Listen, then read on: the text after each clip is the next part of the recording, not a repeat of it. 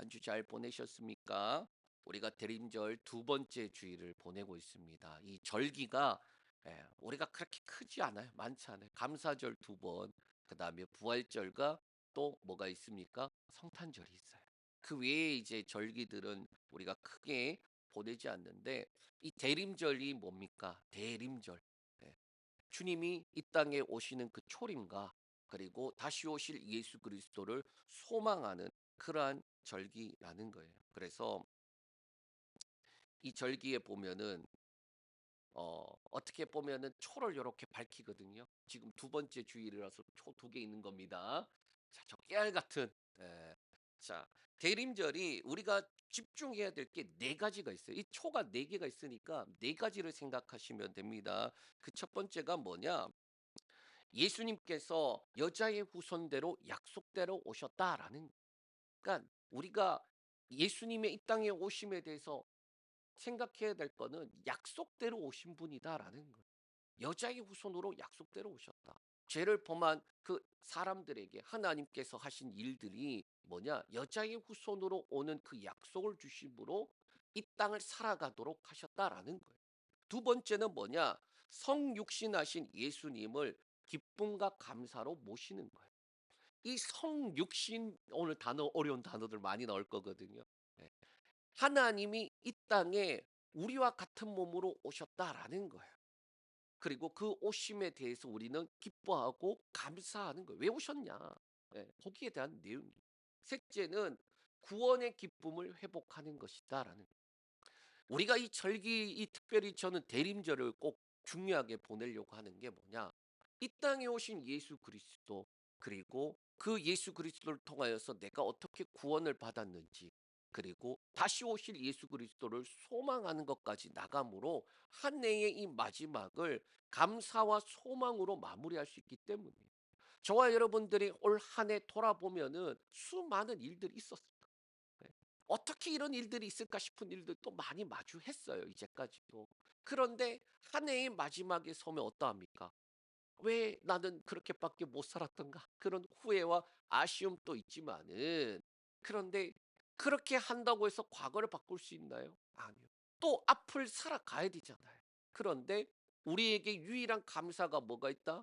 다 이것저것 상황 환경과 여건을 따라 주어지는 감사 말고 다 빼고 다 빼고 다 빼도 감사할 수 있는 것 뭐다? 예수 그리스도로 말미암아 주신 구원의 은혜. 그런데 그게 '아, 내가 예수 믿고 구원받았으니까 천국 간다.' 거기로 그치는 게 아니라 그랬잖아요. 예?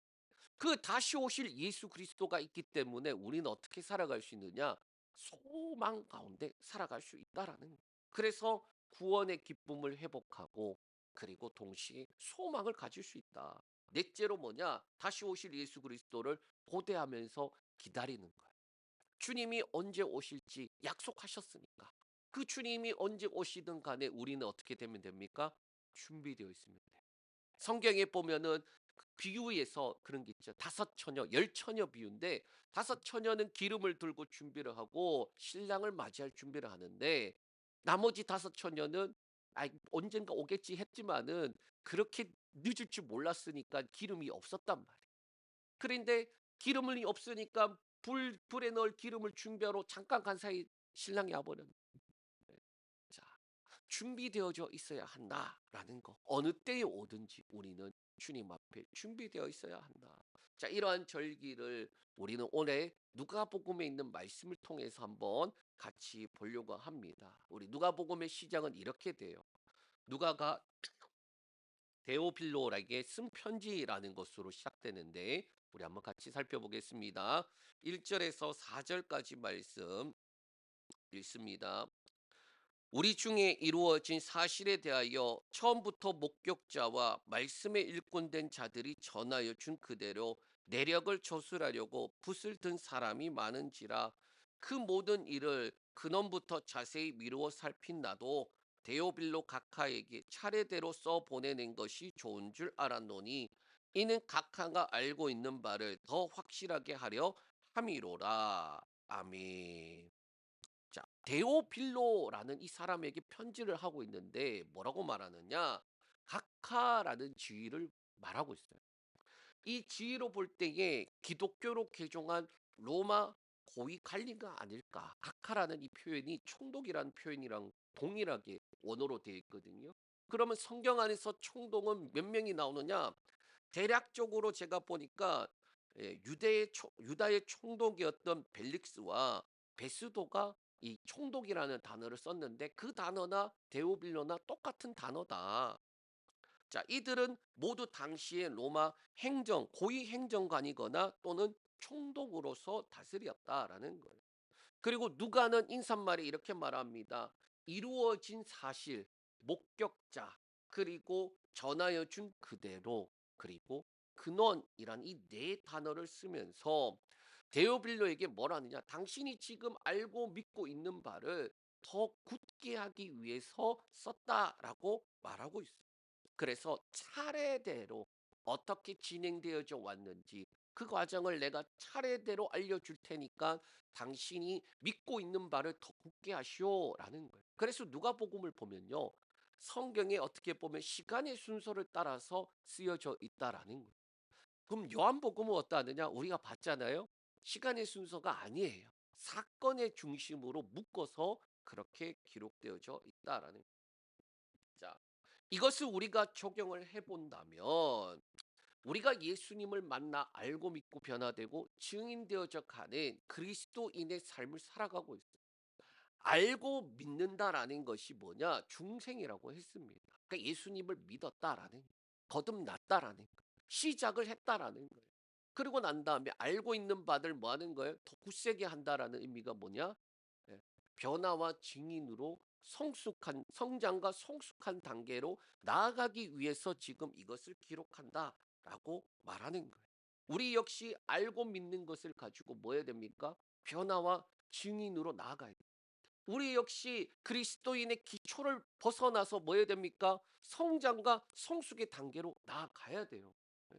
저와 여러분들이 한 해 열심히 달려서 목표가 있다라면 내가 예수 그리스도 안에서 초보였던 자였는데 올 한 해 마칠 때에는 그래도 어느 정도 성장했구나. 어느 정도 성숙했구나. 그것을 위해서 우리가 달려나가야 돼요.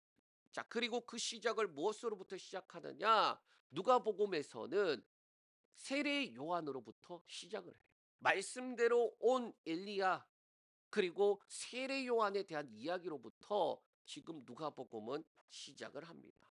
사가랴와 엘리사벳은 늙고 나이가 많아서 아기를 가질 수가 없었어요. 그런데 천사가 나타나 아기를 낳게 되고 그 이름을 요한이라고 해라. 그 내용을 알려줍니다. 우리 13절에서 17절까지 말씀인데 우리 한번 같이 읽습니다.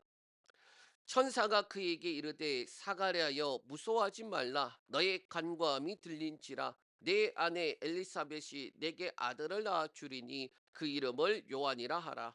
너도 기뻐하고 즐거워할 것이요 많은 사람도 그의 태어남을 기뻐하리니 이는 그가 주 앞에 큰 자가 되며 포도주나 독한 술을 마시지 아니하며 모태로부터 성령의 충만함을 받아 이스라엘 자손을 주 곧 그들의 하나님께로 많이 돌아오게 하겠습니다.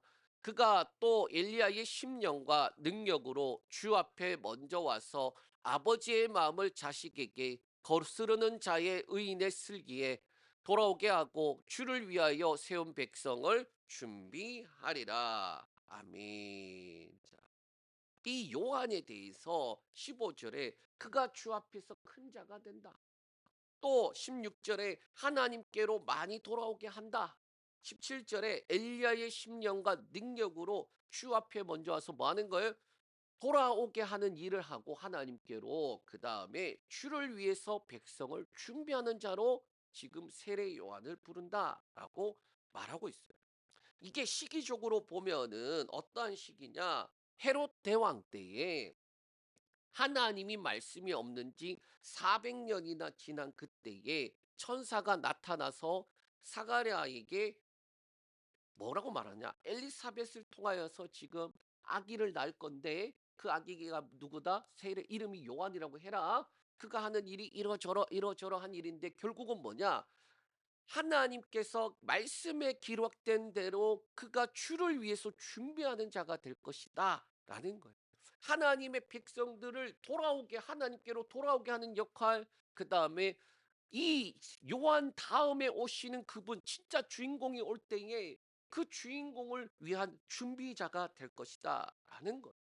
자, 그런데 이 세례 요한이 태어난 그때에 보면은 기쁘고 감사함에도 불구하고 24절에 보면 우리가 안 읽었는데 엘리사벳이 잉태하고 난 다음에 5달을 숨겼다라고 되어 있어요. 그러니까 사가랴와 엘리사벳의 입장에서도 이게 무슨 일인가? 어, 이게 무슨 일인가? 그게 사가랴가 안 믿으니까 어떻게 합니까? 말을 못 하게 돼요. 안 믿으니까. 그리고 엘리사벳 역시도 이게 지금 무슨 일인가? 말이 되는 이야기인가? 그러한 상황에 있었다라는 숨겼을 그때에 여섯째 달에 어떠한 놀라운 일이 일어나느냐? 26절에서 27절 말씀 읽겠습니다. 자, 여섯째 달에 천사 가브리엘이 하나님의 보내심을 받아 갈릴리 나사렛이라는 동네에 가서 다윗의 자손 요셉이라 하는 사람과 약혼한 처녀에게 이르니 그 처녀의 이름은 마리아라. 아멘.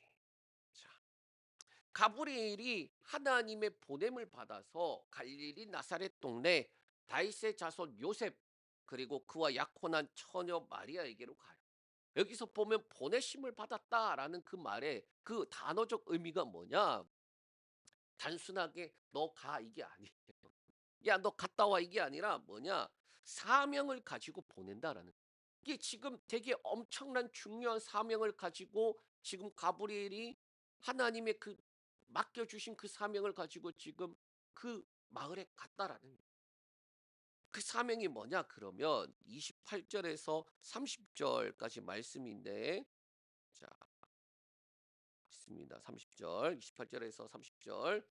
그에게 들어가 이르되 은혜를 받은 자여 평안할지어다 주께서 너와 함께 하시도다 하니 처녀가 그 말을 듣고 놀라 이런 인사가 어찌민가 생각하매 천사가 이르되 마리아여 무서워하지 말라 네가 하나님께 은혜를 입었느니라. 아멘.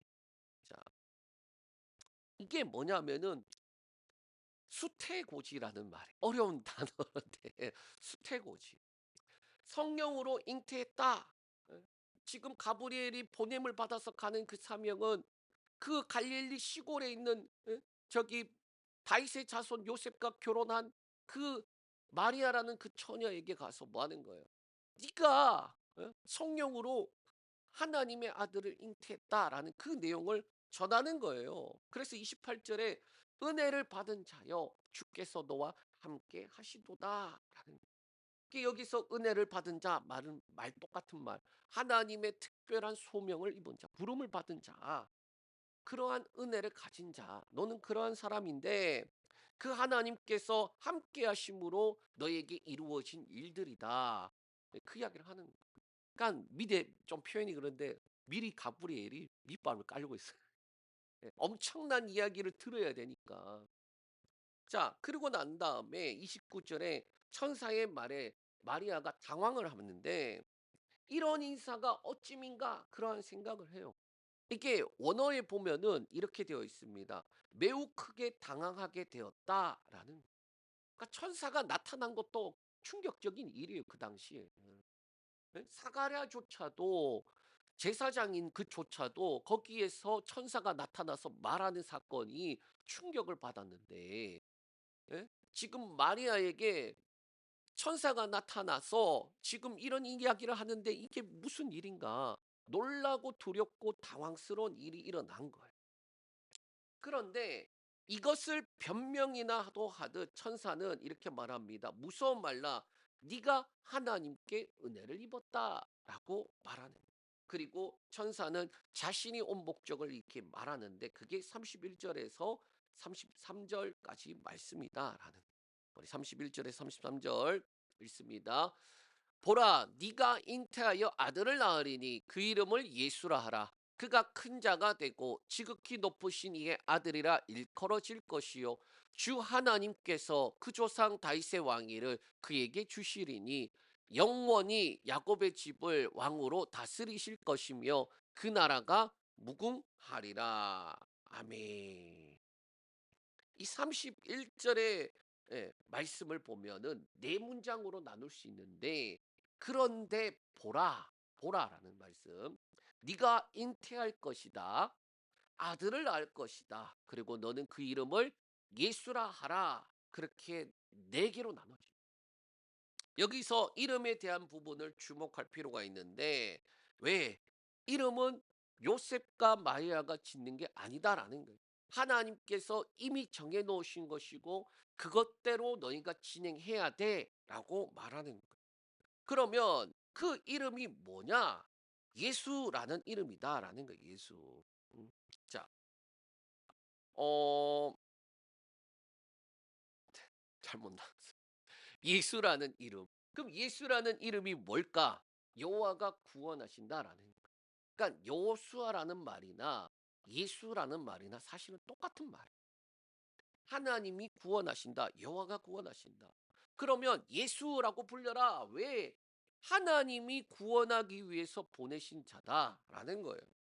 그러면 그 예수님을 어떻게 하느냐? 32 절에 첫 번째로 큰 자, 지극히 높은 이의 아들로 불러진다라는 거예요. 그러니까 여기에 보면은 큰 자. 예. 우리 아이들한테 그렇게 물어보잖아요. "너 아빠 얼마나 사랑하니?" 예. 어 그러면 애기들은 이제 뭐 이렇게 뭐 이야기해요. 근데 그러다가 이제 가장 많이 할 수 있는 표현이 뭡니까? 이만큼이라 하잖아요. 예. 그게 최상급이에요. 여기서 더 표현할 수 있는 방법이 없다라는 거예요. 지금 여기도 마찬가지로 지극히 높으신 이의 아들, 이 단어가 뭐냐? 최상급의 단어. 이보다 더 큰 게 없다라는 단어예요. 그래서 70인역에는 하나님을 의미해요. 하나님의 아들이다. 예수님은 하나님의 아들로 일컬어지는데, 불러지는데, 이것은 제자들뿐만 아니라 백부장, 그리고 다양한 사람들의 고백을 통해서 성취가 돼요. 아, 저분이 베드로가 그렇죠. 베드로도 "아, 당신은 그리스도요 하나님의 아들이십니다. 살아계신 하나님의 아들이십니다." 백부장과 및 예수를 지키던 자들이 그 일어난 일들을 보고 두려워 이르되 뭐라고 말할까? "이는 진실로 하나님의 아들이었다." 또 도마가 뭐라고 말합니까? "나의 주님이시요 나의 하나님이십니다." 자, 그렇게 고백을 하더라라는 거. 자, 둘째로 다윗의 왕위를 가지고 야곱의 집을 다스릴 왕으로 다스린다. 자, 예수님께서 요셉의 아들로 이 땅에 오셨어요. 요셉의 아들. 요셉은 다윗의 집안의 자손이에요. 그러니까 왕족인 거예요. 그 집안의 약속대로 오시는 분이 요셉이 마리아와 가정을 이루었는데, 거기에서 뭡니까? 왕족에서 나온 다윗의 자손으로 온, 그래서 영원한 하나님의 나라를 다스릴 분, 그 왕이 오셨다라고 말하는, 그게 뭐다? 메시아다. 다윗의 자손으로 영원한 나라를 다스리는 왕, 강력한 왕, 통치자, 하나님이 다윗에게 약속한 것, 너의 나라가 영원히 무너지지 아니하고 영원히 다스릴 거다라고 약속한 그 약속을 누구를 통해 이룹니까? 예수님이 오심으로 이루어진다라는 거예요. 그게 메시아다라는 겁니다. 어떻게 이루어지느냐? 누가복음 23장 38절에 그 그의 위는 이는 유대인의 왕이라 쓴패가 있더라. 십자가에 달렸는데 예수님의 머리 위에 뭘 답니까? 유대인의 왕이다. 메시아다. 그들이 그거 박은 이유가 뭔가요? 예? 예수님을 조롱하기 위해서 박았어요, 사실은. 그래서 자칭 유대인의 왕이라고 써라 그랬더니 아니다. 우리가 쓸 거 썼다. 그리고 이제 유대인의 왕으로 그렇게 십자가에서 죽으시는 거예요. 자, 이제 천사의 말을 들은 마리아의 반응이 어떠할까? 34절 말씀 읽겠습니다. 마리아가 천사에게 말하되 나는 남자를 알지 못하니 어찌 이 일이 있으리까? 마리아는요, 그 요셉과 정혼, 예. 성경에는 지금 여기에는 약혼으로 되어 있지만 옛날 성경에는 정혼이라고 되어 있어요. 아이들이 어릴 때에 부모 간에 뭐 하느냐 약속을 하고 때가 되면은 정혼이라는 걸 해요. 이 정혼은 뭐냐? 정식 결혼은 아닌데 정식 결혼과 같은 법적인 효력이 있어요. 그리고 어떻게 되느냐? 이때에 여자 쪽에 조금 더 이렇게 강력하게 주어지는데 다른 사람의 아이를 가지면 안 된다라는 거예요. 그럼 어떻게 됩니까? 동일하게 간음죄로 처벌되어서 그가 죽어야 돼요. 이게 1년 정도 시간을 통하여서 그 시간을 가지는데 그 뭐 하느냐? 결국에는 그 집에 가서 그 집안의 식구들하고 그 집의 가문을 배우는 거예요. 자, 그런데 이 마리아는 천사가 가져온 소식에 놀라고 당황스럽고 충격과 공포죠, 사실은. 충격과 공포야, 이게. 왜 34절에 그가 말하는 것처럼 나는 남자를 알지 못하니 어찌 이런 일이 있으리까? 예? 지금 요셉 요셉과 정혼을 한 상태라서 이제 요셉하고 정식 결혼 예식을 통하여서 자녀가 나오고 그렇게 해야 되는데 요셉의 아기를 가져도 문제인데 지금 그런데 어떻게 된다? 하나님의 아들을 잉태한다고? 그러면 지금 요셉의 애도 아니고 예? 하나님의 아이를 잉태하면은 사람들에게 저 배가 불러오면은 요셉한테는 또 뭐라고 하며 또 요셉이 설사 그냥 눈 감고 넘어가 줘도 사람들에게 뭐라고 말하나. 수많은 이 복잡한 거예요. 남자를 알지 못하는데 어찌 일이 있으리까? 예. 전혀 육체적인 관계가 없는 상태인데. 그러니 자신으로선 도저히 있을 수 없는 일이다. 그 이야기를 하니까 묻는 거예요. 자, 예수님을 믿지 않는 사람들한테 당신 왜 예수님 믿지 않습니까? 라고 물으면요. 의외로 가장 큰 걸림돌이 요 부분이에요. 성육신에 대한 동정녀 탄생을 통한 그 예수님이 하나님의 아들이라고 말하는 요 부분이 의외로 예수님 믿지 않는 사람들에게 가장 큰 걸림이 어떻게 말이 돼 이거예요. 어떻게 말이 돼? 그다음이 뭔지 아세요? 부활이. 그러니까 말이 돼라는 생각에 그들이 그렇게 이야기할 수밖에 없는 이유가 뭡니까? 말이 안 되는 이야기이긴 해요. 아니 어떻게 말이 돼? 설명할 수 있나요? 아니 그게 하나님이 능력이 있으면 돼. 우리가 그렇게 이야기할 수도 있겠죠. 성경에 그렇게 되어 있어. 그렇게 이야기할 수 있겠죠. 마리아 입장에서도 똑같아요. 이게 말이 돼? 어떻게?라는 질문이 들 수밖에 없어요. 예. 자신이 자신에게 일어난 일이기 때문에 심각하게 이게 도저히 일이 일어날 수 있는 일입니까? 어떻게 그렇게 일어날 수 있습니까? 물을 수밖에 없거든요. 그래서 이 질문에 어떻게 천사가 대답해 주느냐? 35절에서 37절에 말을 해줘요. 우리 같이 읽습니다. 천사가 대답하여 이르되 성령이 내게 임하시고 지극히 높으신 이의 능력이 너를 덮으시리니 이러므로 나실 바 거룩한 이는 하나님의 아들이라 일컬어지리라.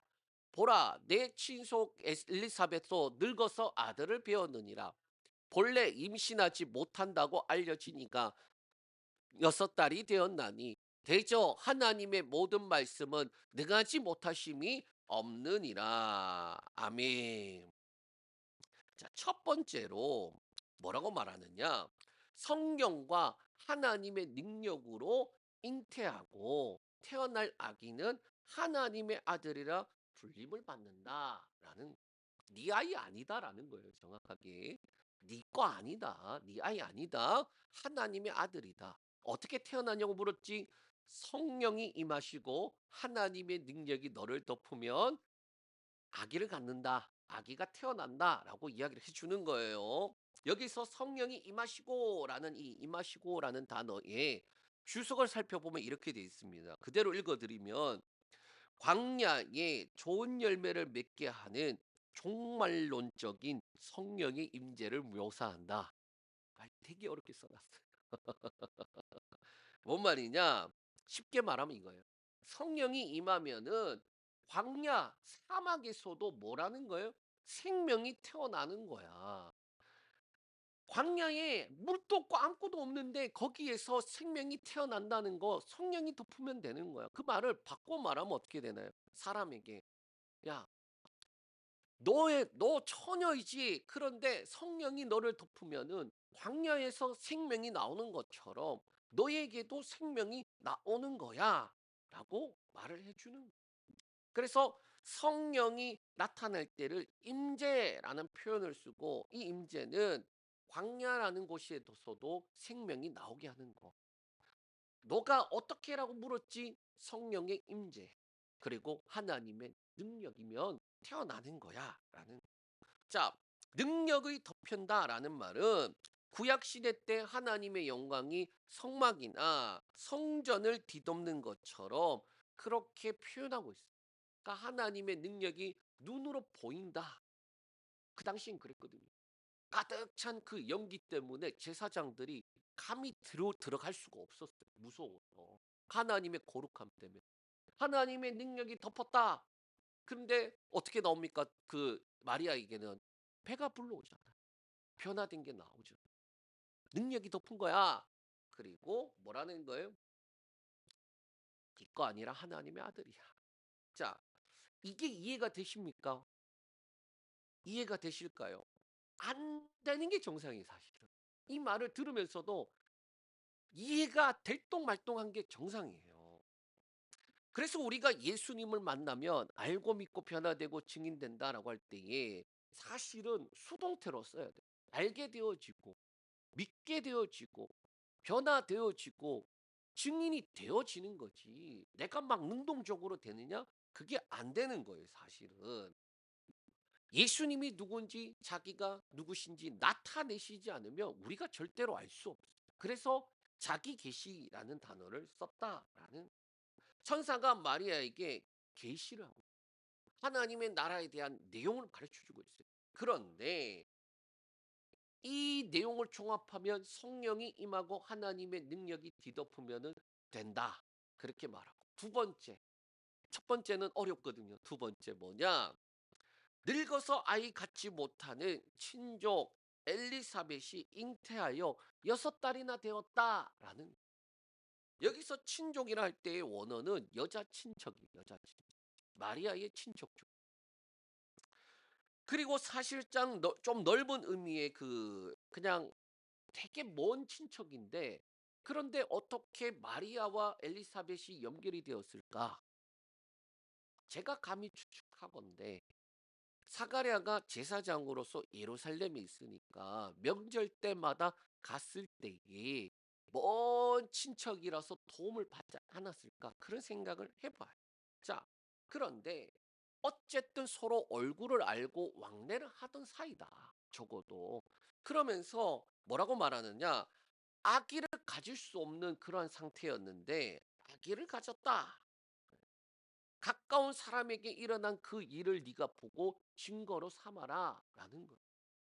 셋째, 셋째가 제일 중요합니다. 하나님의 모든 말씀은 능하지 못하심이 없다라는 거예요. 이 영어 성경에 보면은 이렇게 되어 있습니다. 하나님에게는 불가능은 아무것도 없다. 이 말씀이라는 단어가 근데 말씀이라는 단어가 말씀뿐만 아니라 일, 물건 그런 것들을 의미하기도 해요. 그러니까 하나님의 말씀, 하나님의 일에는 불가능이 없다라는 거예요. 말씀으로 천지를 만드신 그분이 불가능한 일이 있겠느냐? 만약에 말씀을 천지를 만드신 그 하나님의 말씀을 믿지 않는다라는 말의 의미는 뭐냐? 하나님을 믿지 않는 것과 똑같은 거야. 하나님의 말씀에는 능하지 못하심이 없는 거야. 그렇게 설명을 하거든요. 자, 잘 종합해 보면 세 가지를 이야기했어요. 첫 번째, 성령의 임재와 하나님의 능력. 그리고 네 거 아니야, 어차피. 두 번째 뭡니까? 너의 가까운 친척 엘리사벳을 봐. 거기 가서 증거를 삼아. 그리고 세 번째, 하나님의 모든 말씀에는 불가능이 없어. 라는 거예요. 어떻게라는 질문에 두 가지 앞에 거는 이렇고 저렇고 이렇고 저렇고 설명을 했지만 사실상 핵심이 뭐다? 마지막에 하나님이 하시는 거야. 어떻게라는 질문에 다 필요 없고 하나님이 하시는 거야. 네가 이해가 되든 안 되든 간에 상관이 없어. 하나님이 하신다. 하나님께 불가능한 게 있니? 너 불가능이 있다라고 말하면 하나님 안 믿는 거잖아. 그치? 앞에 성령이 임하고 어떠고 저쩌고는 이해 못 해도 돼. 안 돼도 돼. 그런데 하나님을 네가 믿는다면 그 말씀이 이루어질 줄 믿지 않니? 라는 거예요, 사실은. 이에 마리아가 어떻게 대답하느냐? 38절 말씀 읽겠습니다. 같이 읽습니다. 마리아가 이르되 주의 요종이오니 말씀대로 내게 이루어지리이다 하매 천사가 떠나가니라. 아멘. 자, 마리아의 대답은 뭡니까? 첫 번째로 주의 요종입니다. 나는 주의 종입니다. 라는 하나님이 말씀하시는 것 그 앞에 자신은 따라야 할 마땅히 따라야 할 종으로서 나는 있습니다. 라는 그 말씀 그대로 이렇게 받아들여요. 이해가 되니 안 되니 뭐 어떻게 되니 그런 게 필요한 게 아니라 나는 하나님 앞에 요종입니다. 말씀대로 내게 이루어질 줄 믿습니다. 라는 거예요. 두 번째가 말씀대로 내게 이루어지리다. 여기서 이루어지리다라는 말은 되다라는 말, 그 말과 동시에 그것이 이루어지소서라는 뜻이 포함되어 있어요. 그러니까 말씀대로 내게 이루어지리다라는 말은 될 거고 그것이 이루어지기를 원합니다라는 그 소망이 포함되어 있어요. 소원과 바람을 표현할 때 사용하는 말이었다라는 거예요. 그러기에 마리아는 말씀에 순종함과 동시에 그것을 기쁨으로 받아들이며 온전히 이루어지기를 소망하고 있다라는 거예요. 음. 자, 어, 마리아가 이 말씀을 하는 게 쉬웠을까? 쉽지 않아요. 만약에 저와 여러분에게 하나님이 그러한 말씀을 하신다고 한다면은 말도 안 되고 나도 이해도 안 되고 그리고 거기에 대한 대가는 첫 번째는 죽을 수도 있고 두 번째는 불명예를 안고 살아갈 수도 있는 그러한 삶을 살아야 돼. 그런데 그 모든 것들을 다 알면서도 뭐 하는 거다? 하나님의 말씀이 내게 이루어지고 또 간절히 이루어지기를 소망합니다. 라고 그렇게 고백하더라라는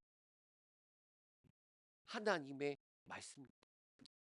사람들에게 모욕당하고 심지어는 내가 죽는다고 해도 뭐 하는 거예요? 하나님의 말씀대로 내게 이루어지길 원합니다. 이게 순종이라는 단어로 부족해요. 제가 설교할 때 순종이라는 단어는 거의 안 씁니다.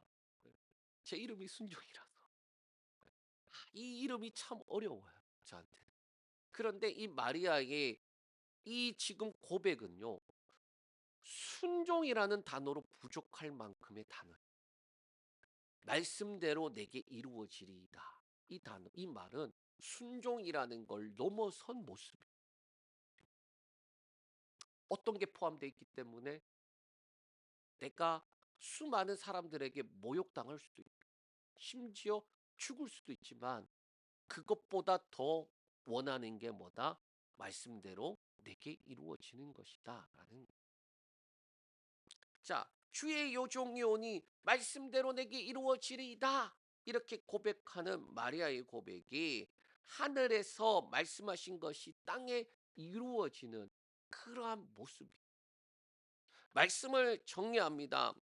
예수님께서 이 땅에 오심과 다시 오심을 고대하는 이 대림절 가운데에 하나님의 말씀이 이루어지는 가장 최고의 절정 또 하나님의 그 말씀 그 자체이신 분이 육신을 입고 오시는 이 성육신 이 사건에 다윗의 자손이면서 갈릴리 나사렛 동네에 마리아에게 나타난 그 말씀 가브리엘이 와서 하나님의 말씀을 그 전하는 그때에 그 말씀을 들으면서 뭐라고 말합니까? 말씀대로 내게 이루어지리이다. 말씀이 이루어지는 것 플러스 많은 걸 고대하고 소망합니다. 작은 여인의 믿음과 순종으로 시작되는 그 시작이 뭐다? 하늘의 뜻이 땅에 이루어지는 순간. 많은 사람들이 예수님에 대해서 믿을 수 없는 게 뭡니까? 동정녀 탄생. 대속적 죽음, 부활이. 왜 믿을 수 없느냐? 이해가 되지 않거든요. 이해가 안 되니까. 또 "어떻게?"라는 그 질문에는 하나님이 하신대. "그게 돼?" 이렇게 되는 거예요. 하나님을 안 믿으니까 믿지 않으니까 "그게 돼?" 이렇게 될 수밖에 없는 거예요. 첫 번째 단추가 청 동정녀 탄생 이 부분을 떠도 마리아 입장에서도 어떻게 보면은 이해가 되진 않았을 거예요. 평생에 들어본 적도 없고 들어볼 일도 없는 이야기예요 사실은. 사람이 어떻게 혼자서 아기를 낳을 수 있 말이 돼? 말이 들어본 적도 없었고 그런 일이 있을 수가 없다.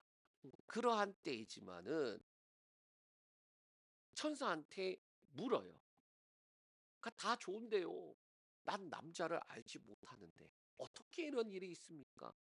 불가능한 일이 아닙니까? 말도 안 되고 이해도 안 됩니다." 그냥 그 있는 그대로 이야기를 해요. 아무리 천사라도 내가 지금 이해가 안 된다고요. 예. 내가 안 믿고 싶은 게 아니라 믿고 싶은데 아무리 봐도 이해가 안 된다고요. 예. 아마 우리가 신앙생활하면서 그러한 일들 많이 마주하잖아요. 말씀이 주어지는데 말씀 통해서 마음에 이렇게 성령의 감동이 있는데 이해가 안 돼요. 예. 이해가 안 돼. 그러니까 그것을 가지고 뭘 해야 됩니까? 기도하는 첫 번째 하나님 이해가 안 돼.